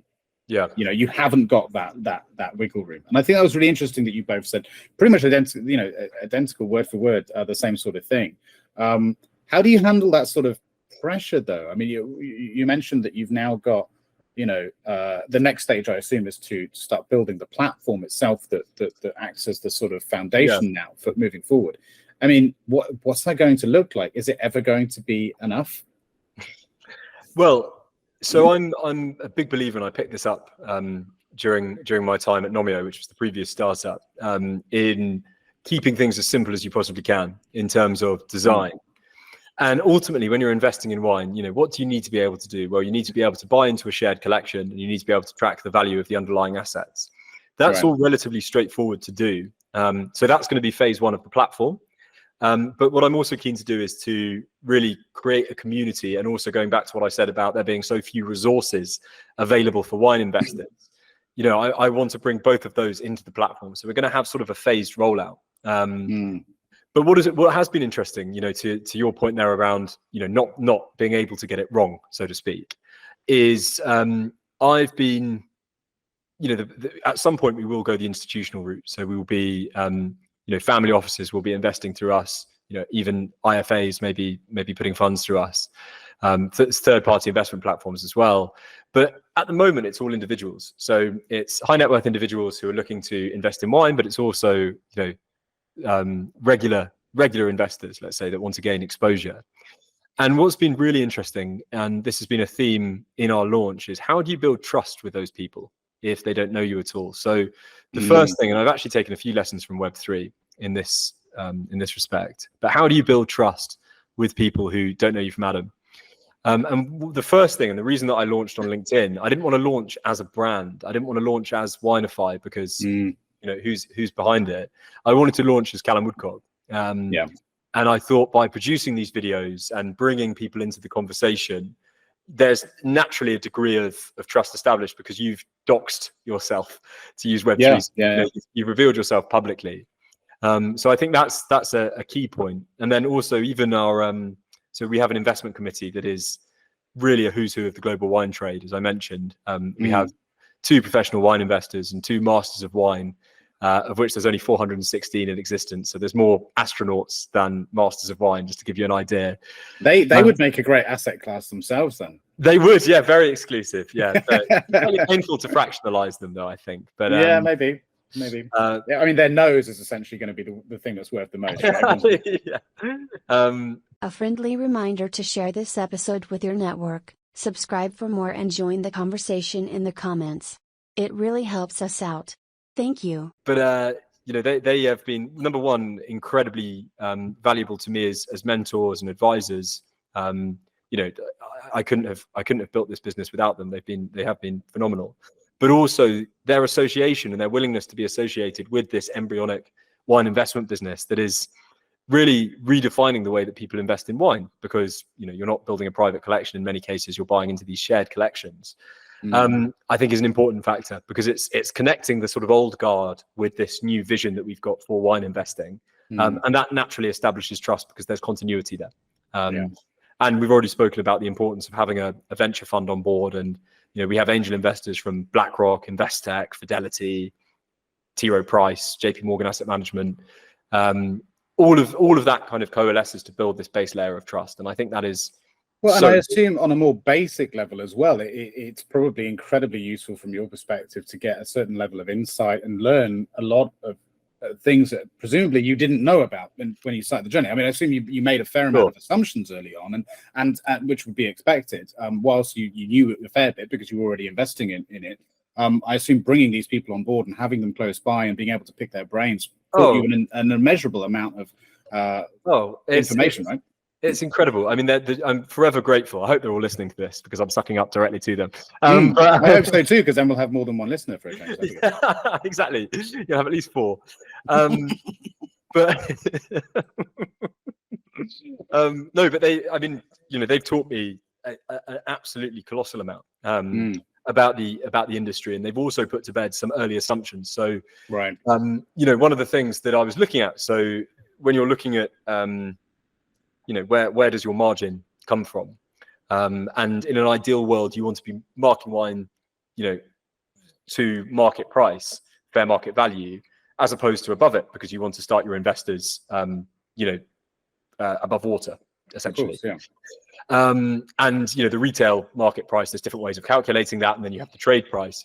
But I was looking at all of these different wines and thinking, okay, what's the best way to do this from our investors' perspective? How are they going to make the best possible returns? And one thing that I noticed was wines that were stored in cellars, so private collectors, were considerably cheaper than wines that were stored in bond. And, this was very naively, because at this point I hadn't realized, this was 18 months ago, hadn't realized the significance of storing wines in bond, because it's not just that VAT and duty are suspended for as long as they're in the warehouse, but it's also that they're perfectly controlled in terms of temperature and humidity and light and things like that. And of course, you then have the perfect provenance, because it's come directly from a producer to a negociant straight into a bonded warehouse. Whereas if it's in someone's cellar, it's disappeared from the view of the market. No one has any idea how it's stored. And one thing I think I was particularly naive about, that our investment committee very quickly set me straight on, was around wine forgery. So one of them basically said, look, if a wine is taken out of bond, its value evaporates because people don't know what's happened to it. And they use the example of improperly cellaring it and things. And I thought, yeah, okay, but you can get temperature controlled facilities that major wine collectors will have at home, for example. And they kind of went, no, sort of put a proverbial arm around my shoulder, and basically said, look, wine forging is an endemic problem. And just to give your listeners an idea, so that many of them will be familiar with, top. One of our investment committee estimates that there is a third more on the market than has ever been produced by the vineyard. So there is a third of all of traded is fake. Wow. And that blew my mind, because it gives you an idea of the scale of the problem. And that's not something I would have had any idea about. People talk about wine forgeries in the same way that they talk about old master paintings being forged. And I think it's easy to kind of think, oh, this is something that happens, but it's a very small percentage. I hadn't quite realized how major a factor that is, and how important it is to be able to show that perfect provenance, which we can with all of our investment grade wines. So that was a very interesting one. And if your listeners are interested in learning more, there's a great Netflix documentary about wine forging called Sour Grapes. That is it's a great kind of Sunday evening watch if they're into that kind of thing. Oh, I've not heard this, so I might give that a watch as well. That's interesting. Really interesting story. And a book called Millionaire's Vinegar as well, which is about the same kind of theme. But it blew my mind, because it's one of those things where you thought, where unless you're in the trade, you don't know how much of a problem that is. And so I just thought that was very interesting. Wow, that is interesting. I would have had no idea that it would have been that much of a problem. I know. Yeah. But I guess, wherever there's money, there's always going to be this sort of thing, right? Totally. And older bottles as well. In newer bottles, there are ways of kind of ensuring that you can identify whether it's a real bottle or not. But because these chateaus have histories dating back hundreds of years, the older bottles that don't have those kind of technology applied to them, it's easier to fake, kind of thing. Yeah. So what's next for you? You've got like you said, you're closing off this round, so I'm assuming you're going to be able to make some announcements about that in the coming weeks. And then what's the first step? I did touch on a little bit about about my biggest concern with businesses, and how when they first get that money in the bank, that one of two things can happen. It's like all hands on deck, let's hire as many hands as possible kind of thing, or a bit more of a slow and steady approach. But what's your first hire going to be? What are your first moves going to be in bringing things to the next stage with the business? Yeah, a great question. So first hire, I'll be bringing on a co-founder. So I have someone in mind who sort of comes from a wine background. I'll be honored. Thank you so much. That's very nice. Welcome aboard, Greg. So we'll be bringing on a co-founder, and I think it's also important to have some sort of development expertise, in-house. At the moment, we've outsourced, because, as I said, the technology is relatively straightforward, but we want to bring development expertise in-house as quickly as possible. Once the platform is up and running, then it will largely be self-service, but I want to make sure that we keep this kind of white glove element that we've kept so far, where anyone that wants to set up some time for a call can. And in the early days, I want that to be me, before we bring on, a head of investor relations or a head of operations. But I'm very keen to keep the team very lean. All of our investment committee are working with us on an advisory basis, which is good, because they're independent of each other. And so anytime they're assembling a collection, there are three other people to, vet that is a wise investment decision. So I'm very satisfied with that at the moment. But again, bringing more kind of wine supply side expertise in house, I think that will be important for us. But I'm very keen to do a sort of a gradual rollout when it comes to bringing people on board, mainly to preserve runway, but also I want to test assumptions and understand what I can and can't do and what I am good at and what I enjoy, versus where my gaps are. And I think that is a learning, actually, when you're, starting a business yourself for the first time. And I've already got some ideas, which is good. And then really it's about, I write these very self-critical weekly reviews where I look into what could have improved, what could have been improved. And I found that very useful. And one thing that I keep coming back to is getting the fundamentals in place. So one, have everything that investors need to make informed decisions on whether to invest through us, but then make them repeatable. So every collection of wine that we release, for example, I want to come with a prospectus. I want that to be really transparent. What price did we purchase wines at? Why have we invested in these particular wines?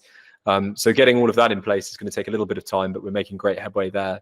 And then it's a matter of scaling. What have we got? Well, we've got the ability to access great assets at great valuations. So we need to connect that supply side to the demand side in a more scalable way. And that means an online platform, but that also means forms of marketing that perhaps I'm less familiar with. My background is B2B sales as opposed to sort of B2C sales. So it's about building trust. We're engaging with a PR agency for specifically that reason. I keep coming back to, if I'm investing in something, how do I, what do I look for? What material do I want? What are the kind of, for a new investment business, what are the proof points that I want to see? How do you build that trust? And, this is what I was talking about, having early customers that are willing to trust you from the outset, but also hearing their suggestions as to how the product can be improved, but also how we can build that trust. I use the example of, even something as simple as being on Crunchbase, so people can verify that we have indeed raised venture capital, I think is, it's really important. So that's where I imagine, similar to what we were talking about earlier with the sort of younger high net worths of the world, where there's probably going to be an opportunity there for the spotlight to shift somewhat from you to your investors. So actually it's going to be investors that maybe are well known in their particular space or their industry or whatever it might be. They're the ones that, when they're put into the spotlight as being investors in the business, that it will add that exact sort of brand recognition and level of trust for others and other investors to follow. I think you're completely right. And I mean, when you look at my angel investors in particular, so obviously I won't name names at the moment, but there are big names there. And they're from financial institutions and wine backgrounds predominantly. And I think that's really, really interesting, because it's a recognition on the wine side that there is, the industry is broken. There's no other way of saying it. It caters to a very exclusive demographic on the wine investment side. And as I've said, the only people that really make money seem to be the investment firms themselves. So I think there's a recognition from the trade that something needs to be done to bring a new generation into both wine and wine investing. Right. They know this is the new direction, ultimately. I think so. I mean, we're seeing private markets become more accessible, and this is just another layer to that, to that development. And then on the financial side, I think there's a recognition that wine is a great asset class. And this is playing a role in bringing wine to the mainstream as an investment. So, I was very polyamorous in the early stage of my sort of investment. Didn't know where I was going with that.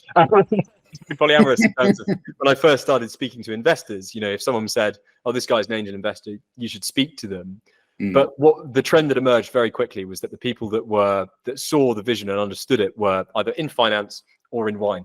And I think that's really interesting. Are you finding that some of the conversations you're having with investors for the business are actually showing an interest in becoming investors on the platform itself? Are you getting having a lot of dual conversations there? You're completely right. Yes. Yeah. And when people are sort of umming and ahhing about it, I've said, before you make a decision, would you be a customer of the platform? And almost to every single one of them has gone, yes. And so, that to me so is then amazing. so then it's stop asking me questions and give me your fucking checkbook. Yeah, but equally I've had people that say, look, we only invest in, or I only invest in B2B SaaS, and I completely get that. If you have your investment thesis, that's absolutely fine. But even those people have gone, but this is the kind of thing that I would invest in as an individual, and that for me is great, because it's further validation. And one of the things that I was wondering was, would high net worth investors, would sophisticated investors invest through a platform like this, or would they go the more traditional route? And I think what this journey has shown me is that people will invest. High net worth investors do still like the idea that they can gain diversified exposure to the wine market at a fraction of the cost of owning the individual bottles outright, because ultimately you can spend as much money as you want on wine, and you could spend millions building a diversified portfolio if you wanted to.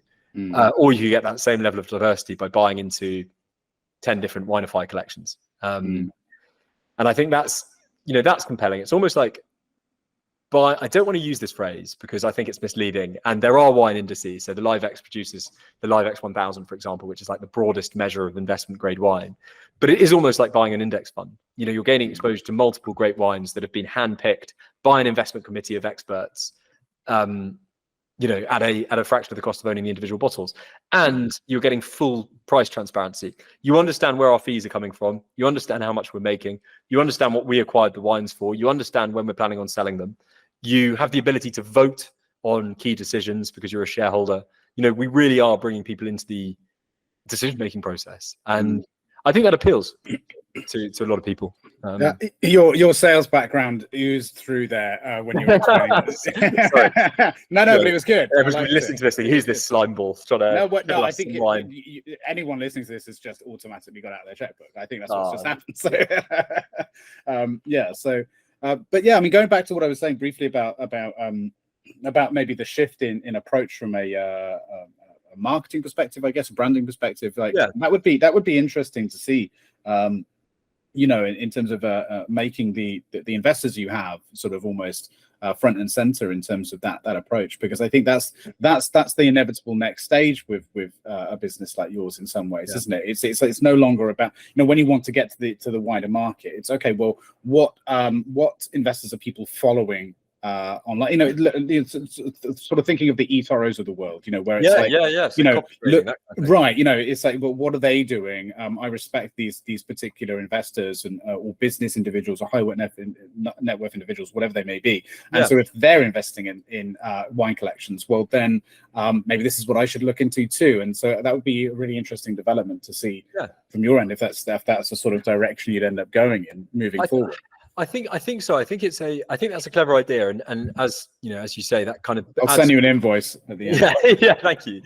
But I think that adds to the trust element. But the thing I keep coming back to is education, because when I was trying to learn about wine investing, so moving away from just taking advice from a broker and actually deciding what I wanted to invest in myself, what I really found was just how few resources there are out there.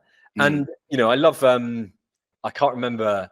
I'm going to offend whoever's running one of these dating apps, but I think it's Thursday.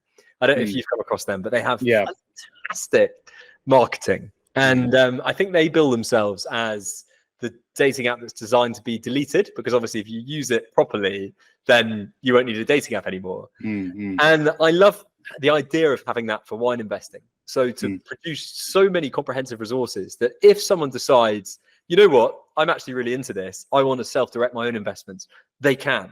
And does that mean that they won't be using Winefi? Yes, probably. They'll be buying their own wines or making their own investment decisions. Good for them. But there will also be a lot of other people that read about it and then are able to make informed decisions to use Winefi. And that to me is really exciting. So we're going to be launching a podcast. There aren't any wine investing podcasts, which is mind-blowing to me. This asset class is amazing. It's not tiny. It's billions in asset value, and yet there are no resources.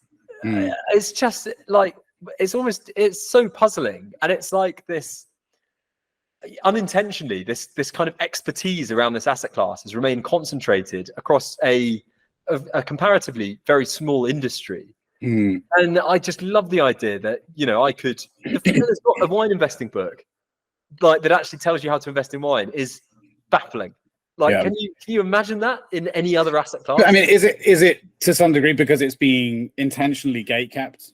Do you think by a large part of the community? Because I mean, I imagine it's pretty much an old boys club around a lot of this, not all of it, like, maybe the individuals you're speaking with and have working as advisors and so on, but I, not to offend any of them, but like, I think maybe even they would probably tend to agree, because I've had some dealings with the industry myself, my very, very early part of my life, as a young man, I worked in as a chef. I trained in France. My mother's French, so I have family there. So I have a fair amount of exposure to the world of wine and having toured some vineyards in France and all this sort of stuff, and all of the usual rubbish that comes with being part French and being involved with food. So so firsthand, I've seen this old boys club, and it is there. It does exist, and I think there is a fair amount of gatekeeping there, and I get a sense that it's because it's a little bit more prestigious than some other asset classes, right?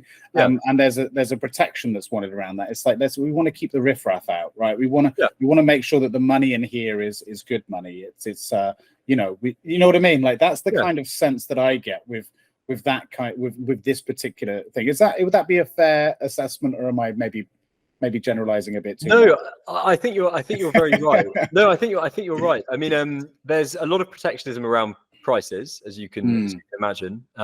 So if you are building a private collection, then the cost of entry is going to be high. And there aren't really any wine derivatives. Like there's wine funds, but none of them have been particularly successful.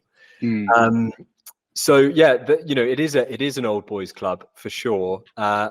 I also think that investing in wine is frowned upon by many of the producers, because it's obviously in their interest that their wines are consumed. So I think that this is a unstoppable trend, and ultimately the wines do get consumed. They improve with age, so then they're going to be cellared anyway. So I think there is a lot of gatekeeping, and when I was thinking about how to approach things like the brand and everything, I wanted that to be very authentically me and our generation to a degree, because you look at the really prominent, really established wine merchants, and all of them have kind of, Georgian script. Right, of course. It's everything you'd associate with a luxury asset, is archetypally wine. It is this kind of prestigious blue chip, WASP, silver spoon type world, and there's not really anything wrong with that. You can complain as much as you want about accessibility, but these are the merchants and the wholesalers and the chateaus and the producers that have that history. But because this is a new approach, I wanted it to be loud. I want our colors are that very garish purple. I wanted it to be quite in your face. It's basically like a statement that we are doing something new here, within this kind of within this. I don't want to use the phrase "old boys club," but I guess that. No, but I get the sense it's coming from a place of reverence and respect for the heritage of the industry, for the and for the knowledge, and that's, I think that's demonstrated in the team that you've assembled and the way that you talk about what you learned from them. So I don't think there's it's about doing it in a way that I suppose is respectful of that, but at the same time saying, look, guys, let's not be afraid to embrace the new. I totally agree. I totally agree, and I think what people see, and it would be very easy for me if I wanted to bang the drum here, talk about we're disrupting this really stale industry, and what we are doing is making wine investing more accessible for sure. But I think what you have to understand about the wine business and the wine trade is that people are custodians. You get into wine because you are passionate about wine, or because you have a family connection to the wine industry, and the people that work at the big wine merchants universally are genuinely passionate about wine. And this has been something that I find really stunning, because my background's in finance. You occasionally find people that are really passionate about finance, but often they're just in it to make money. And with wine, there is this real kind of reverence for the history and for the assets themselves, which I think it's basically intoxicating. And also, I mean, if I had the money to be able to invest in wine, it would make me sound very interesting at dinner. Yeah, well, that's the thing. But when you look at the families that run the great estates in France and Italy, they are the same ones often that have run it for hundreds of years. So we just sold some Taittinger champagne as part of a portfolio, and I always put together every time we sell a private portfolio. So I did history at university, by the way, so I'm a bit of a nerd when it comes to really? Okay. How very apt. But I always put together a little bit of a description, both on why it's considered investment quality, but also a little bit about the vineyard, because I don't want it, whilst the focus is returns, I also want there to be an understanding of the brand, basically, because that's such a big part of the returns. Absolutely. And the Taittinger is still run by the same family that started the vineyard or took over the vineyard 100 years ago. The wine's cellared in the ruins of an old abbey in Reims for 10 years before it's released to the public. And all of the things like that, I think, are just fascinating. Absolutely. And it's only, but that's what I mean. Like, these are the grandchildren of the original, the original chap that started this kind of iconic brand. And it's only when you see something like that that you do get a sense of why there is this perception that wine is an old boys club, because it is. These people are stewards of history in many ways. I know that sounds incredibly grandiose. But you're absolutely no. No, I don't think that's anything grandiose about that at all. It's not even hyperbolic. I think it's absolutely true, because these are products of historical moments throughout history, and so no, I don't think that's hyperbolic at all. And the same could be said with certain other spirits and even beer and stuff. I spent some time in Belgium before. I remember sitting with a group of people in a Belgian flat, that we just arrived, and they were like, "Oh, we're really sorry, we forgot, but there's a monastery that's opening up their gates for the first time in a couple of years, and they're selling their beer." And it transpired that I don't remember the name of it or anything like that, but they had to make a 2-hour trip to go and queue up for a day in front of this monastery, and these monks were making a limited run of beer that would sell for a ridiculous amount, and people in the local area would swarm and queue to try and get a couple of bottles or a couple of crates of this stuff, and they would drink a couple and keep the rest down in their cellar. And this was like, I'm hanging around with 20-year-olds and they're doing this, so there's an appreciation of these because this ties into their heritage and their history of their country, and they have a reverence for that. And I don't think there's anything wrong with that. These things represent stories, exactly and things that matter to individuals. Exactly that. And it's only when you start reading around the topic. So really recommend, I mentioned Veuve Clicquot earlier, but there's an amazing book called The Widow Clicquot, which is about the history of the Champagne House. And I had no idea about it prior to reading it. And it is incredible. So story of a female entrepreneur in an age where there weren't any female entrepreneurs. And it's an incredible story of grit and how, against all odds, in the middle of the Napoleonic Wars, someone created this iconic superstar brand. And it's, it is history. And so you get a sense of how important it is to people that are involved in the trade to protect that. Greg, I've got a sales call in 2 minutes. Yes, we're coming to the end. So, look, I'll let you go. But just really briefly, I just want to. I would normally do a little bit of an ending thing, but we don't have time for that because we talked. Sorry, I've also got no, that's fine. And I'll be honest, I've still got a million questions, which is just a testament to just, I think, really interesting how time flies. Yeah, it's wonderful. So we'll have to definitely do this again in the future. But thank you so much for your time and being generous with your time and your storytelling and telling us about what you've been up to. I really appreciate it. Not at all. Thank you for asking such interesting questions. If any of your listeners are interested in finding out more, my personal email is callum@winefi.co. So please do tell them to get in touch or drop me a message. Wonderful. And I'll put all your details below as well in the description. So look, have a great sales call and a great week. And I wish you all the best. And I look forward to staying in touch and speaking again soon. Absolutely. I probably shouldn't have called it a sales call. A consultation. Let's say that. Call it a sales call. Go and close it. Nice one. Perfect. Thank you, Greg. Have a good weekend. See you later. Bye. Bye-bye. Thank you for watching and/or listening. Please like, subscribe, and join the conversation in the comments below.